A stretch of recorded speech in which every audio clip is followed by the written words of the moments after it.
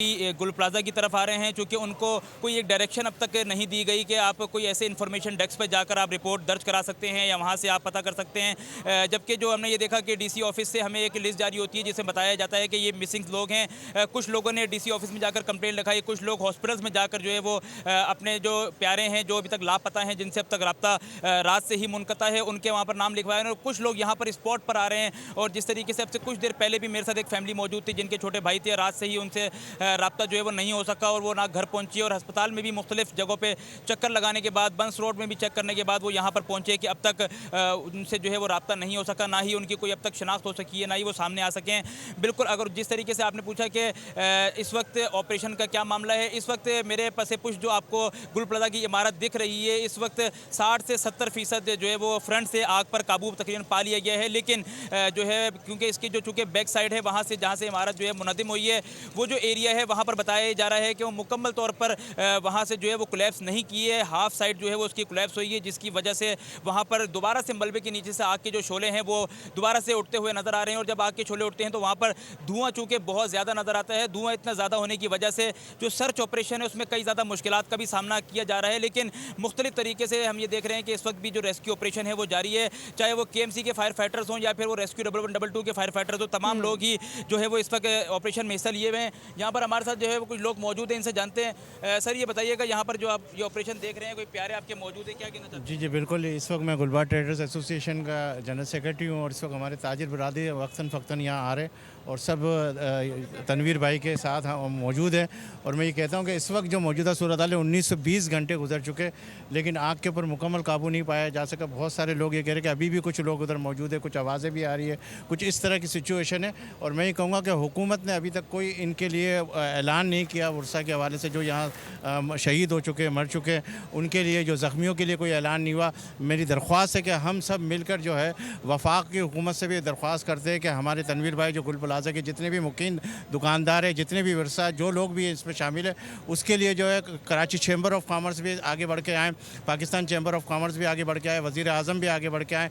क्योंकि ये मुल्क जो है ये सबका मुल्क है, ये सिर्फ कराची, सिर्फ पाकिस्तान का हिस्सा नहीं, पाकिस्तान के अंदर ये कराची आता है। तो हम सबको मिलकर जो है इनकी दाद रसी करनी चाहिए। देखिए जी, यहाँ पर जो है जो लोग मौजूद हैं उनका यही बताना है कि हम यहाँ पर आ रहे हैं, लोग अपनी मदद आपके तहत भी यहाँ पर जो है वो मुख्तलिफ रेस्क्यू ऑपरेशन में हिस्सा ले रहे हैं। कोई अपने घर से हमें पानी लाता हुआ दिख रहा है, तो कोई यहाँ पर आकर जो है वो दूसरों की मदद करने की कोशिश कर रहा है, कोई रेस्क्यू ऑपरेशन में अपना हाथ बढ़ाने की कोशिश कर रहा है। रात से यही मामला जारी है, तकरीबन 18-19 घंटे गुजरने के बावजूद आग जो है आग की शिद्दत इतनी ज़्यादा है कि अब तक उस पर मुकम्मल काबू नहीं पाया जा सका। गुजर चुके हैं, साथ में ये बताइएगा इतना वक्त गुजर चुका है, इन मुतासरा दुकानदारों की दादरसी के लिए जो लवाहिकीन यहाँ पर मौजूद हैं उनको हौसला देने के लिए यहाँ पर आला हुक्काम में से कौन पहुँचा है? सिंध हुकूमत में से, विफाक में से, या जो दीगर इंतज़ामिया के एहलकार होते हैं?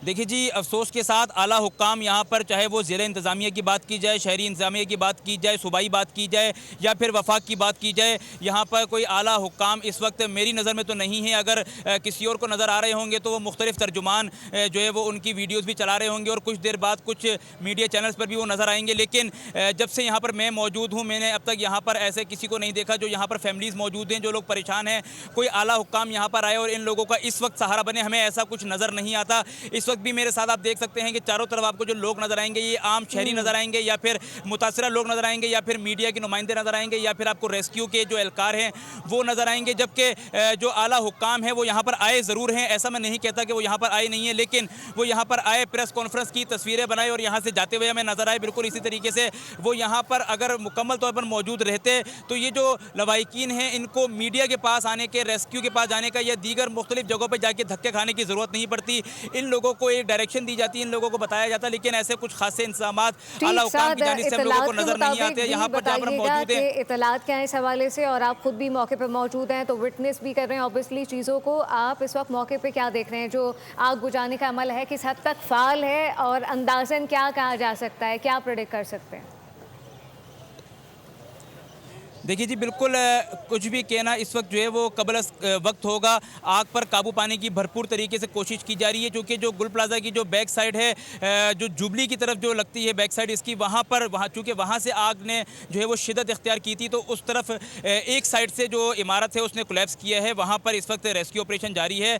2 से 3 तरफ से हम ये देख रहे हैं कि फायर फाइटर्स जो है वो अभी भी रेस्क्यू ऑपरेशन में हिस्सा लिए हुए हैं। फायर ब्रिगेड्स की गाड़ियाँ यहाँ पर मौजूद हैं। स्नॉर्कल भी इस वक्त जो है वो हिस्सा ले रही है, जबकि रात से अब तक 18-19 घंटे में रेस्क्यू ऑपरेशन के अंदर 24 से फायर ब्रिगेड्स की गाड़ियों ने ऑपरेशन में हिस्सा लिया, जिसमें 10 जो है वो वाटर बाउजर भी मौजूद थे, 4 स्नॉर्कल्स भी थी। जिसके बाद हमने देखा कि पाक बहरिया की टीम्स भी रात को यहाँ पर आई, जिन्होंने अपने फायर फाइटर्स भी मैदान में उतारे, जिनकी तरफ से वाटर बाउजर भी भेजे गए, और पाक बहरिया की जो है रात स्नॉर्कल भी यहाँ पर पहुँच गई थी, जो कि ऑपरेशन में हिस्सा ले रही है। 60 से 70% तकरीबन बताया जा रहा है कि आग पर काबू पा लिया गया है, और जो 30% जो काबू पाना बाकी है वो यही मामला है, क्योंकि जो इमारत है वो जहाँ जहाँ से कोलैप्स कर रही है वहाँ पर मलबे के नीचे से आग के शोले दोबारा उठते हैं और वहाँ पर धुआं होता है, तो वहाँ पर ऑपरेशन करने में कई ज़्यादा मुश्किलात का सामना करना ये पड़ता है। बताइएगा हुकाम की जानिब से क्या बताया जा रहा है? अब यकीनन शाम होने वाली है, अंधेरा हो जाएगा, जिसकी वजह से फिर यकीनन जो यहाँ पर काम किया जा रहा है आग को बुझाने का, वो यकीनन और मुश्किलात से दो चार हो जाएगा।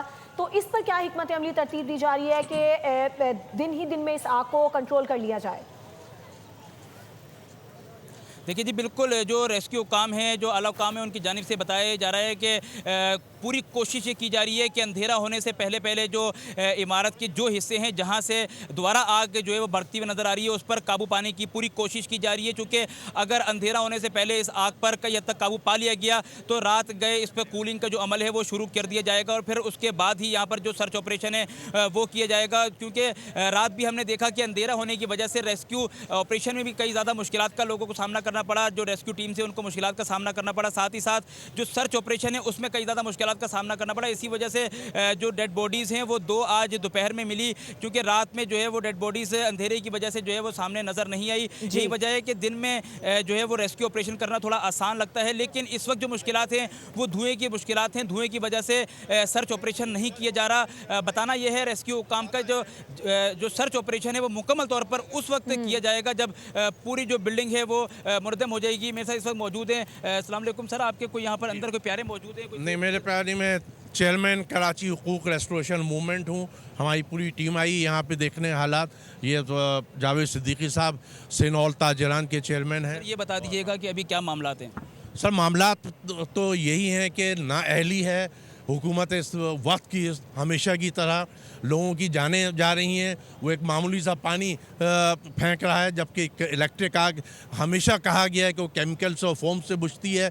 फोम लाया गया, नहीं लाया गया। इस वक्त हम देख रहे हैं कि सिर्फ वाटर टैंकर खड़े हुए हैं, उसके जो प्रेशर सामने नज़र आ रहा है वो ऐसा है कि वो माचिस की जली हुई आग को ना बुझाए। धुआं अंदर से हो रहा है, आग अब अंदर है। किसी तरह आपके टेक्नीशियन, आपके टेक्निकल एबिलिटी होनी चाहिए फायर ब्रिगेड में, जो अंदर जाके दीवारें, साथ वाली बिल्डिंग की दीवारें तोड़े। बताया जा रहा है कि दूसरी तरफ मस्जिद है जिसमें लोग अभी जिंदा मौजूद हैं, लेकिन अतराफ में डेब्रिस आ गया है। भाई साथ वाली बिल्डिंग से बड़ी कॉमन सी बात है, दीवार तोड़िए, अंदर दाखिल हो फायर ब्रिगेड वाले, अगर उनकी ट्रेनिंग है तो दाखिल हो। सबसे पहले ज़िंदगी बचाएं। बिल्डिंग तो चली गई, लोगों का माल चला गया। वो हमने ऐलान कर दिया है कि हुकूमत वक्त ने उनको 1 महीने के अंदर कंपनसेशन नहीं दिया, दुकानों का, उनका माल का जो शहादतें हो गई हैं, अगर उनको उन्होंने प्रॉपर दीद के कवानीन के तहत अगर उनको उन्होंने कंपनसेशन नहीं दिया तो हम हुकूमत वक्त के ख़िलाफ़ कत्ल अमद की आपके हाई कोर्ट में जाएंगे, हम दरख्वास्त डालेंगे और इंशाअल्लाह मंतकी अंजाम तक पहुँचाएँगे। गुल प्लाजा के इंतजामिया की जानिब से ये बताया गया था कि यहाँ पर 26 एग्जिट हैं, लेकिन उसमें से एक भी ऑपरेशन नज़र नहीं आता। ये कि इंतजामिया की गफलत समझते हैं इसको? देखिए मसला ये सबसे बड़ी इंतज़ामिया, कुछ कसूर हमारे अपने लोगों का भी है। मुझे ये कल बताया गया, बल्कि अभी सुबह के वक्त, कि एग्ज़िट जितने भी हैं उन एग्ज़िट पे भी दुकानें बना के बेच दी गई हैं। चलें, अगर बिल्डर ने किया तो ये तो उसकी जिम्मेदारी थी ना, बिल्डिंग कंट्रोल बोर्ड या जो कोई भी था उसकी जिम्मेदारी थी ना कि वो देखता कि ये एग्जिट क्यों क्लोज हो रहा है। ये भी सरकार की नाअहली है कि एग्जिट पे दुकानें बन के बेची क्यों गई, जबकि हादसा कभी भी हो सकता है। ऑफिशियली 1200 दुकानें बताई जा रही हैं, लेकिन जो अंदर दुकानदार मौजूद थे, जो लवाहिकीन है, उनका ये बताना है कि 1200 नहीं बल्कि 1500 से भी ज़्यादा अंदर दुकानें बन चुकी थी। ऐसा ही है?